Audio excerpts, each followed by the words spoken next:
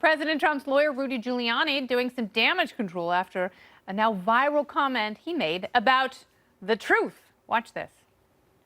Look, I'm not going to be rushed into having him testify so that he gets trapped into perjury. And when you tell me that, he should testify because he's going to tell the truth and he shouldn't worry, well, that's so silly because it's somebody's version of the truth, not the truth. He didn't have a conversation. Truth is truth. I don't mean to go like... No, it isn't truth. Truth isn't truth. Come on, Chuck Todd. You know better than that. Just an hour ago, Chuck Todd can't handle the truth or any sort of man-shaving device. Giuliani tried to explain what he meant to Martha McCallum over on Fox News Channel. Watch. I'm talking about this particular situation. One person says the Flynn conversation took place. The other person says the Flynn conversation didn't take place. What's the truth? You tell me how you figure out the truth. Well, it either did or it didn't. Well, I mean, but it's like the tree falling in the forest. Did anybody hear it? I mean, how do we know what the truth is? Now I feel like a lady lumberjack. So will that explanation get Rudy out of his latest jam? Let's go to tonight's panel. He's a former special assistant to President Trump and former press secretary for Vice President Pence. Mark Lauder is here. He is the author of Dear Reader and host of Nightshade, Michael Malice. And from Reason.com, where he serves as associate editor, Robbie Suave, back on the panel. Welcome, gentlemen. Hello.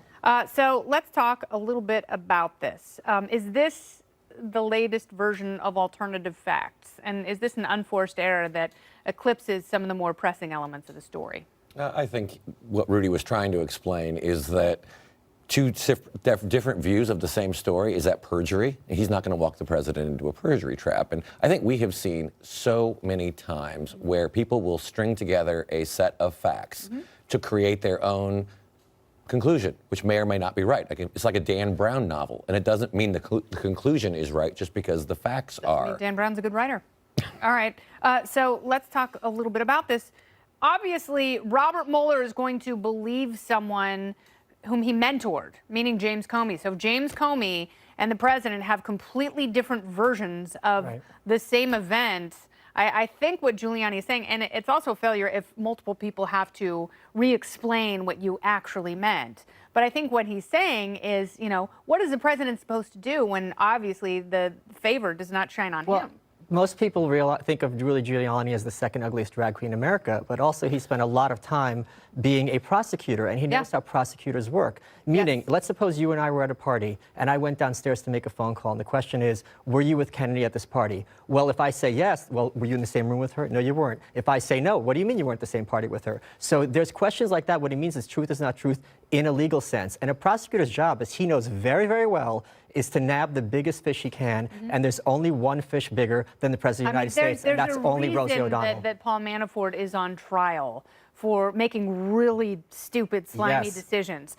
There's a reason they're talking about squeezing Michael Cohen, and we'll talk about that in a little bit. But and there's a reason every legal mind tells you not to talk to the cops, right? Not to just go start answering questions, because you might say something wrong, right? Even if you have nothing to hide, even if you've done nothing wrong, you might trip up in what you say. And I think that's what Giuliani was getting at, right? And maybe Robert Mueller was trying to trip up Don McCann over 30 hours, which is an ungodly amount of time to spend with special counsel. Right. You can't.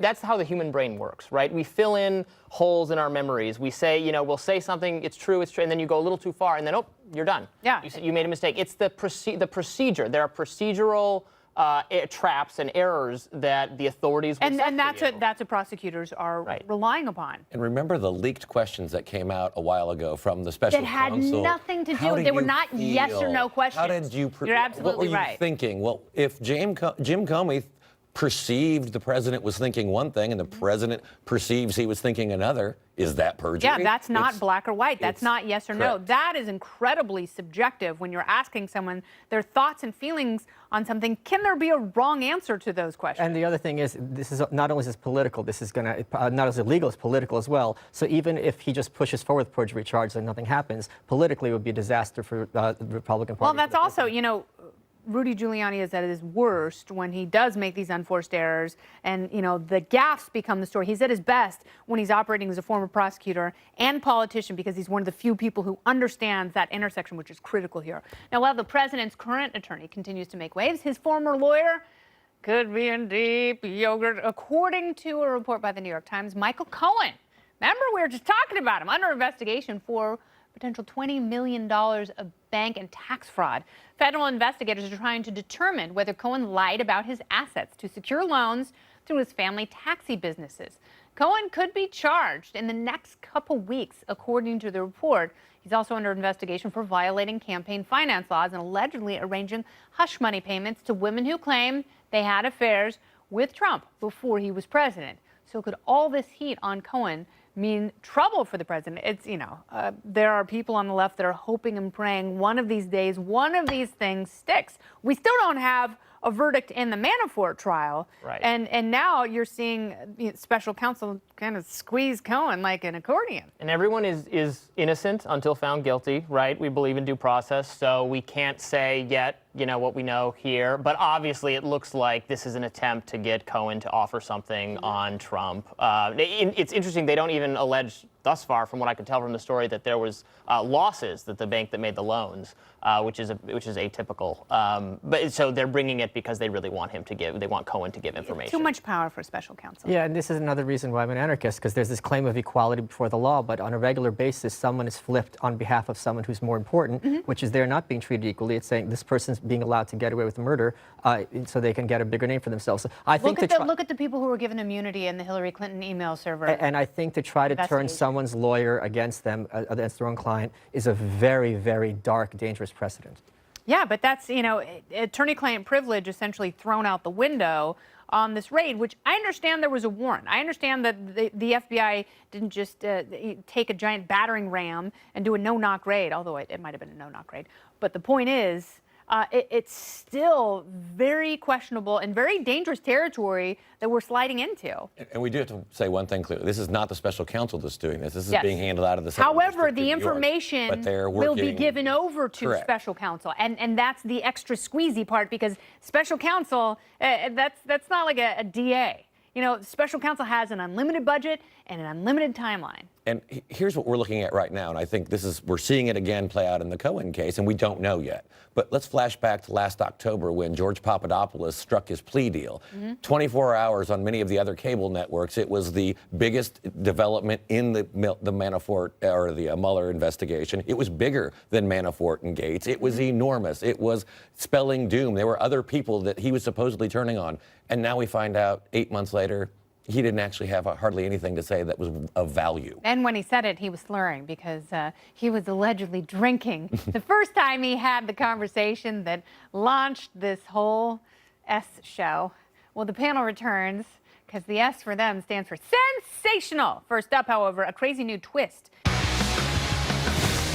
Democratic socialist Alexandria Ocasio-Cortez facing intense backlash after banning reporters from several recent town halls. She claims it's to protect her constituents, but her critics argue the uber liberal is uber anti-free press. As you know, Ocasio-Cortez has had a summer full of gaffes since her surprising primary win over New York Congressman Joe Crowley. She's been caught making false statements about unemployment. She claimed Medicare for all would be cheap for the country and has shown to be very uninformed on foreign policy. That might explain the media ban, but she now claims it's a non-story, you guys, tweeting, quote, "To be honest, the event was very successful. People were much more comfortable sharing their personal issues with healthcare, housing, and immigration. It was safe plus powerful environment for change. My apologies if the situation upset or alarmed journalists or constituents." So is Ocasio-Cortez even ready for the big leagues? The panel is back. Mark Glauder, Michael Malice, and Robbie Suave. She is amazing. I'm sad the press wasn't there because I'm sure she said something pretty dumb. Right. But so she couched her not wanting to have the press there in the language of safety, which is very hip with sort of the young left, safe spaces. We need, the expansion of the term. But actually, the people on the hard left, these democratic socialist types who see her as their savior, they hate the media. They even the left of center liberal, we think of them as friendly to Democrats. Right media, in line with they socialism. hate them. They say they are complicit in the fascism that Trump has brought to our country. They're just as bad as conservatives, and which I think is kind of scary, actually. Well, when you have a group of people who want to control every aspect of your life, how is that not authoritarian? Well, it's scary, but it's also kind of factual because the corporate press is clearly enemy of the people. Now, rumor has it. Ocasio-Cortez. Ocasio-Cortez might be running, talking about being part of the big leagues. She might be giving William Weld a run from the right for the Libertarian nomination at the next cycle with all her views. Because, I mean, okay, that joke didn't land. Okay, fine. Let's go on some serious stuff. No, I think the problem with these socialists is their view of the press is to always have the press be repeating what they regard as the truth. There's evangelicalism to them, there's a messianic quality to them, and if you disagree with this person, that you're not only wrong, but you're a bad, just like Robbie was saying, a bad person who must be put down. Yeah, you are the enemy, in essence. And, you know, it's interesting because this form of control takes many forms, but if you look at some of her constituents, don't you think they would like to share their story if government has failed them and, you know, they have this incredible plight coming to this country for a better life that has not yet been realized? Wouldn't a little publicity help that cause? You would think, but every time she opens her mouth, she's proven to be wrong. I mean, when the Washington Post runs an epic fact check on a uber liberal socialist, you know how far off base they are. And yet the new poll shows that 57% of Democrats support socialism. More people favor it than capitalism. Yeah. So she's clearly their new champion and their poster child. But the mainstream media wants to pull her back because they just don't want her to be the spokesman. Myth, this Scandinavian utopia, which doesn't actually exist. That does not exist in the real world, and whatever does exist cannot be, in very, you know, essentially homogenous communities, cannot be transposed to the United States. And watch them try to define socialism. They don't define it the way it actually is. Socialism means the workers seizing the means of production, the government nationalizing industries, and a set of very illiberal political norms and repression to go along with that. That's not what the people who are voting and saying, the young people who say we like socialism better than capitalism, they just think socialism is more free stuff, more Obama-type nice things to have a nice society. And Ocasio-Cortez's don't define it in more rigorous terms than that. They cater to this ignorance. And that's also intellectually dishonest because President Obama does the same thing. You know, he talks about real socialism and democratic socialism, but, you know, that's a fallacy. Yeah, and they're very big on having corporations not having any concept of private property whatsoever and always being under the boot of the state, which, of course, they themselves will be the ones running. Okay, but if government has failed over and over again, which is the basis of their claim, you know, government has failed in being too in line with corporations. Right. Government has failed in half-assing it in healthcare. How is more government going to make it better? Well, to quote Thatcher, they'd rather the poor be poorer just so long as the rich are not as rich. So they're not interested in everyone being successful or happy. They're interested in equality. And if we're all equal in the gutter, that's perfectly fine for them. And with mandatory minimum wages, there is no economic mobility. And don't let them off the hook that easily because the Democrat Socialist website actually supports Venezuela and what has been done to Venezuela and Maduro. I mean, they've gone off the deep end. I mean, all you have to do is read some of Sean Penn's love letters to... and Bernie Sanders and Michael Moore, let's not let them off the hook either. Jeremy Corbyn, if we're going international. I mean, the equality of everyone being equally destitute is what democratic socialism the ultimate offers goal. us. Yes. Thanks so much, Robbie, Michael, and Mark. Good to see you all. All right, Topical Storm is next. Hot darn.